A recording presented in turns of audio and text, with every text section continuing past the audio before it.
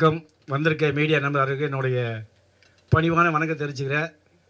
இங்கே மேடையில் தம்பி சொன்னாப்புல கனவு கண்ணி தமிழ்நாட்டின் அண்ணின்னு நான் சொன்னேன். உண்மையிலேயே பைசராஜ் 2 நாளைக்கு மேலே சொன்னேன், நீ யாரை கூப்பிடவில்ல சைக்கிளாக மேலே வரணும் அப்படின்னேன். உண்மையாக சொன்னேன் இல்லையா ராஜா? ஏன்னு கேட்டால், நான்லாம் சின்ன பிள்ளையாக இருக்கும்போது போஸ்டெல்லாம் பார்த்து அவ்வளோ ஜாலியாக ரசிப்போம். சின்ன பிள்ளையாக இருக்கும்போது என்ன காரணம் தான், சின்ன பிள்ளை 20 வயசு தான். அப்போல்லாம் சின்ன பிள்ளை 5 வயசு 4 வயசு சொல்ல முடியா? என்ன மேடம், உண்மை தானே? 20 வயசு. அதுக்கப்புறம் ஜல்லிக்கட்டு காலின்னு ஒரு படம் பார்த்தேன். இப்போ கூட நேற்று கூட போட்டு நான் யூடியூப்பை போட்டு எனக்கு நான் சாயந்தரம் ஆனால் எக்ஸசைஸ் செஞ்சுட்ருப்பேன். அப்போ எனக்கு வந்து நான் கவுண்டமணி எனக்கு ரொம்ப பிடிக்கும். இப்போயும் சரி என்றைக்கும் சரி, இன்னும் 100 வருஷம்லாம் கவுண்டமணி தான்.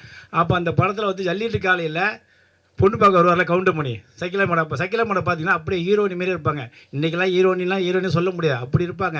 அப்பேற்பட்ட ஒரு சைக்கிளை அப்படி கூப்பிடணும், அப்போ தான் நமக்கு ஒரு மிகப்பெரிய கண்ணு வரும்னு சொன்னேன். காரணம் கேட்டிங்கன்னா, இன்றைக்கி வந்து பொதுவாகவே எல்லா படத்துலையும் யாரும் வரதே இல்லை. இப்போ ஒரு படம் வந்து எல்லோரும் எடுக்கும்போது அந்த படத்தில் நடித்த எல்லாருமே வரணும். யாருமே வரலை, ஹீரோனி இந்த படத்துக்கு வரல. கூல் சுரேஷ் நம்ம சங்கத்தில் உறுப்பினர், கம்பல்சரி வரணும், வரல. ஏன்னா மேடை வந்து எல்லா ஃபங்க்ஷனும் வந்துக்கிறாங்க, எப்படி இருந்தாலும் வந்துடுறாங்க. இப்போ கூட சொன்னேன், வந்து சாரின்னு சொல்லிட்டு வந்தாங்கன்னா ஏதாச்சும் நேசிக்கணும். இப்போ இவங்க சினிமா நேசிச்சதுனால தான் 30-40 வருஷமாக நிற்கிறாங்க. இப்போ நான் வந்து 89 வந்தேன், இன்னி வரைக்கும் நிற்கிறேன்னா என்னோடய உழைப்போட என்னோடய கஷ்டம் தான் அதிகம். கொஞ்சம் நீளம் கஷ்டப்பட்டவில்லை, எல்லாத்தையும் தாண்டி வந்தோன்னா சினிமாவில் வந்து சாதிக்கணும் அப்படின்னா நம்மளுடைய லட்சியத்தையே மாறவே கூடாது. நம்மளோட ஒழுக்கம் கண்டிப்பாக இருக்கணும். எப்போ என்றைக்கு நம்ம சினிமா விட்டு ஊரை விட்டு வந்தோமோ அந்த லட்சியத்தை இருந்தோம்னா ஒன்றும் இல்லை. நீ பைசல் ராஜா வந்து டைரக்டரு, ஹீரோ, பிடிச்சரு. ஆனால் ஹீரோக்குள்ள அந்தஸ்து எல்லாமே இருக்குது. ஆனால் என்னன்னா 3ஐயும் ஒன்றா எடுத்ததுனால தான் மேடம் சொன்ன மாரி உடம்பை விட்டுட்டாப்புல. இப்போயும் நான் சொல்கிறேன், கோச்சிக்காது யாருமே. ஃபஸ்ட்டு ஹீரோனா ஹீரோ நடிங்க, டைரக்டராக ஃபஸ்ட்டு பண்ணுங்கள், 2வது 3வது பிடிச்சிடா, ஏதாவது ஒன்று கான்செப்ட் பண்ணுங்கள், அப்போ தான் ஜெயிக்க முடியும். ஏன்னா இன்றைக்கி வர்ற படம் எல்லாருமே தியேட்டரில் கலெக்ஷனே வரல. இப்போ ஒரு படம் எடுத்து ரிலீஸ் பண்ணணும், போஸ்ட் காசுலேருந்து பப்ளிசிட்டிலேருந்து எல்லாம் பண்ணி கடைசியாக தியேட்டரில் போனால் ஒரு 10 பேர் உட்காந்தா தியேட்டர் வாடகைக்கு போகுமா, கரண்ட் பில் வருமா, நமக்கு ஷேர் வருமா? அதெல்லாம் என்னன்னா நம்ம வந்து படத்தை மெயின் தெளிவாக எடுக்கணும். அவங்க சொன்னாங்க மேடம் ஓஹோ ஆகணும், இந்த படம் வந்து இவரோட கெப்பாசிட்டி இன்றைக்கி இந்த படத்தை இவ்வளோ தான், பகல் கனவு அப்படின்னா தேட்டரில் போவோம். என்னன்னா ஒரு 100 பேர் வருவாங்க, படம் நல்லா இருந்தால் அடுத்த பேர். இன்னொன்று தேட்டரில் பார்த்தீங்கன்னா கரெக்டாக 11:30 மணி ஷோ தான் கிடைக்கும், அதுக்கப்புறம் மறுநாள் ஷோ தான் கிடைக்கும். இதே 25 வருஷத்துக்கு முன்னெல்லாம் 11:30 மணி ஷோ ஒன்று, 3 மணி ஷோ ஒன்று, 6 மணி ஷோ ஒன்று, நைட்டு 10 மணி ஷோ. அந்த 4 ஷோ ஒரே படம் தான் ஓடும். அப்போ நம்ம என்ன பண்ணுவோம், ரிப்பீட் அந்த படம் நல்ல நாளே வெளியே வரும்போது படம் பரவாயில்ல சார் பார்க்கலாங்க, நம்ம திருப்பி உடனே 3 மணி ஷோ போவோம். 3 மணிக்கு போனதுக்கப்புறம் 6 மணிக்கு வந்து நிற்பாங்க ஒரு 10 பேர் தேட்டர் பின்னாடி. அவங்க வந்து எப்படி படம்னா பரவாயில்ல சார் அவங்க இப்படி 4 ஷோ ஒன்றா தான் அந்த ப்ரொடியூசருக்கும் அந்த டிஸ்ட்ரிபியூட்டருக்கும் தேட்டர் கலெக்ஷன் வரும். ஒரே ஷோ ஓட்டிட்டா எப்படி கலெக்ஷன் வரும்? நான் ஓப்பனாக சொன்னா நம்ம தேட்டருக்காரையும் குறை சொல்ல முடியாது. நம்ம படம் முன்ன ஒழுங்காக எடுக்கணும். ஒரு மேக்ஸிமம் நம்ம கராத்தராஜ் இப்போ சைக்கிளமெல்லாம் எப்படியா ஓட்டிட்டுக்கே ஓடிடும். இன்றைக்கி வந்து ஏதாவது ஒரு சேனலில் கூட யார் மெயின் சைக்கிளாக நடிச்சிட்டாங்க, யார் கராத்தராஜா, சரி ஏதாவது ஒரு அமௌண்ட் கேளு, ஒரு 5 லட்ச ரூபா கூட ஓட்டிட்டு கொடுக்கலாம் அப்படிங்கிற மாதிரி. என்ன காரணம், நீங்கள் முன்ன சினிமாவை கற்றுக்கங்க. இப்போ நான் சொன்ன தம்பி, ஏன்னா ஒரு படம் எடுக்கணும், ஒரு சங்கத்தை போய் அணுகுங்க, அவன் நல்லவனா கெட்டவனா எப்படி தெரிஞ்சுக்கங்க. நம்ம வெங்கடேசெல்லாம் என்னென்னா நல்ல நல்லா எப்படி இருந்துருங்க, ஸ்ட்ரெயிட்டாக போயிடுவேன், தப்பாக நேராக இறங்கி போய் என்ன வேணுமோ இறங்கி பிரச்சனை வா பார்த்து சொல்லுவேன். என்னென்னா இந்த அதே மாதிரி சைக்கிளாக மட்டும் பாருங்க, ஓப்பனாக பேசுகிறாங்க தெளிவாக.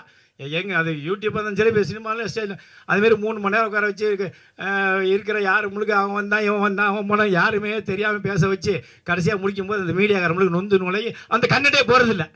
எப்படி அந்த கண்டே போகிறதில்ல, அது நான் எனக்கே தெரியும். என்ன காரணம், 3 மணி நேரம் யார் உட்காந்து இன்றைக்கி இன்ஸ்டாகிராம் 3 நிமிஷத்தில் போகிறோம். அதனால் ஆமாம் ஆஃப் பண்ணிவிட்டு மைக் ஆஃப் பண்ணி பார்த்தா அந்த ரெட் லைட் எரி தான் பார்த்தா எரியாது, நான் ஸ்டேஜ் தான் பார்த்துக்குவேன். நான் அது தப்பு நம்ம மேலே தான். நான் என்ன சொல்கிறேன்னா, சினிமாவில் நடித்தவங்க அந்த படத்தில் நடித்தவங்களை கூப்பிட்டா மட்டும்தான் படத்துக்கு ப்ரொமோஷன் கிடைக்கும். நீ ரோட்டில் ஃபுல்லாக கூட்ட வச்சு வருஷம் உட்கார வச்சு நீ எனக்கு 5000 கொடு, நீ 10,000 கொடுனா அவன் வந்து என்னது பேசுவான், படம் நல்லா இருக்கா நல்லா இல்லைன்னா அவனுக்கு ஒன்றும் இந்த படம் அப்படின்னு சொல்லிட்டு உடனே அரசியலுக்கு போடுறான், இல்லை அவங்க ஊருக்கு அதை பேசிடுறான். அப்போ எப்படி படம், நான் என்ன சொல்கிறேன்னா, இந்த படத்துக்கு இப்போ நடித்த சைக்கிள் மட்டும் இருந்தாங்க இந்த ராஜா, அந்த கூல் சுரேஷ் வரணும். ஏன்னா கூல் சுரேஷ் பயங்கரமான பப்ளிசிட்டியானவர், அவர் வந்து இந்த படத்துக்கு வரணும். ஏன் வரலன்னா அது தப்பு, அது கூல் சுரேஷ் சங்கில் உறுப்பு வந்தாலும் தப்புன்னு சொல்லி என்ன கண்ணா அந்த பையன் வந்தால் ஒரு சப்போர்ட்டாக இருக்கும்ல. அதனால் இவர் வந்து இப்போ கேரளாவில் வந்து தமிழில் படம் எடுத்துருக்காரு, மொழியே தெரியாது, இந்த மாதிரி தக்கு புக்குன்னாரு, அதுக்கப்புறம் வந்தார். அதனால் இவர் நம்ம என்ன பண்ணோம்னா படத்தை காப்பாற்றுது ம்.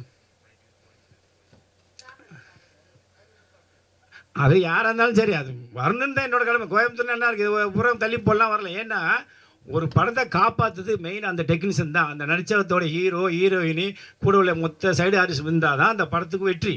யாருமே வராமல் நம்ம சும்மா சீப் பேசினு போய் 4 பேரை கூட்டு. இப்போ என்னோட சங்க படம் நான் வந்துட்டேன், ஒன்றுமே இல்லாமல் யாரோ ஒருத்தர் கூட தான் என்னது பேசுவான், எதை பேசுவான், எதுவும் பேச மாட்டான்.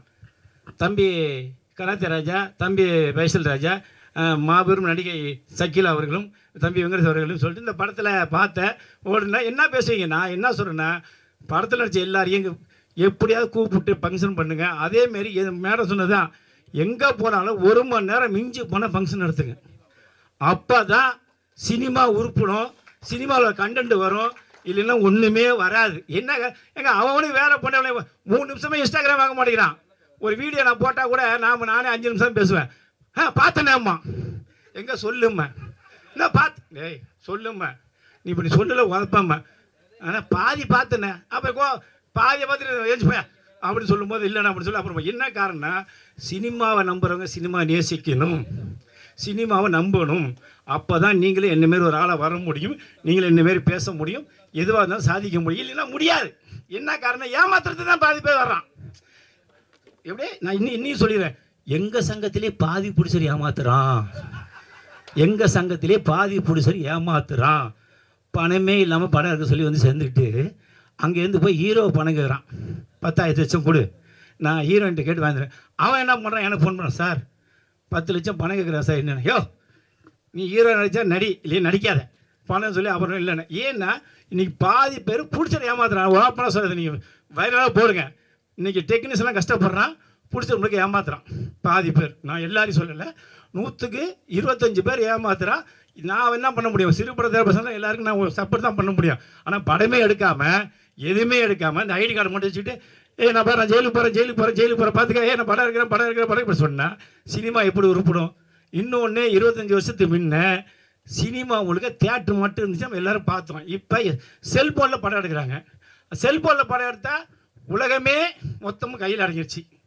இன்றைக்கி பொண்டாட்டி இல்லாட்டினாலும் செல்லு இருந்தால் இருந்துருவோம், புள்ள இல்லையா போனால் போய் செல்லு இருந்தால் போகும். அப்படிங்கும்போது அதையெல்லாம் மீறி தியேட்டர் வர வைக்கணும்னா நம்ம மெயினாக படம் நல்லா எடுக்கணும்.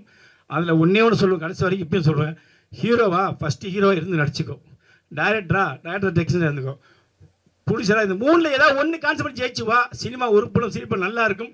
ஏன்னா இந்த கஷ்டத்தை நான் பட்டேன், அதனால தான் சங்கத்தை ஆரம்பித்தேன். எனக்கு மிகப்பெரிய ஒரு ஜாமான் ஹெல்ப் பண்ண சொல்லி ஒன்றுமே தராமல் நான் நடுரோட்டில் போய் இன்னும் படம் எடுத்து திருவாரூர் மாவட்டத்தில் போய் படத்தை எடுத்து ரிலீஸ் பண்ணி கண்ணு கலங்கி, அதுக்கப்புறம் தான் இனி சினிமாவில் எவனுமே ஏமாற்றக்கூடாது, சினிமா ஏமாத்துற எவனும் சென்னையில் இருக்கக்கூடாது சொல்லி அந்த சங்கத்தை ஆரம்பித்து இன்றைக்கி நீட்டாக போயிட்டுருக்கு. அதனால தான் ஏன் சொல்கிறேன்னா, காக்கைக்கும் தன் குஞ்சு பொன் குஞ்சு சொல்லுவாங்க, எல்லாருமே ஹீரோ தான். எல்லாருக்கும் என்னங்க, எல்லாருமே சினிமா நிமிடம் தான் வந்துருக்கேன். நீங்கள் அத்தனை பேருமே சினிமா தர வேறு எதுக்காக வந்தேன்னு சொல்லுங்கள். நான் இந்த நிமிஷம் என்ன கேட்குறேன். ஏன்னா நீங்கள் வந்து அத்தனை பேர் ஏதாவது ஒரு கனவு ஜாதிக்கு வரும்போது அந்த நேர்மை எப்போதும் விடாதீங்க, கண்டிப்பாக நீங்கள் ஜெயிப்பீங்க. இந்த பகல் கனவுக்கு எப்படியாவது படத்தை ரிலீஸ் பண்ணி ஓடிடி மூலியமாக நாங்கள் எப்படியாவது ஒரு ஃபோட்டோ காசை எடுக்கிறதுக்கு ஐடியா பண்ணுவோம். வந்து அனைவருக்கும் என்னுடைய நன்றியை தெரிவிச்சுக்கிறேன்.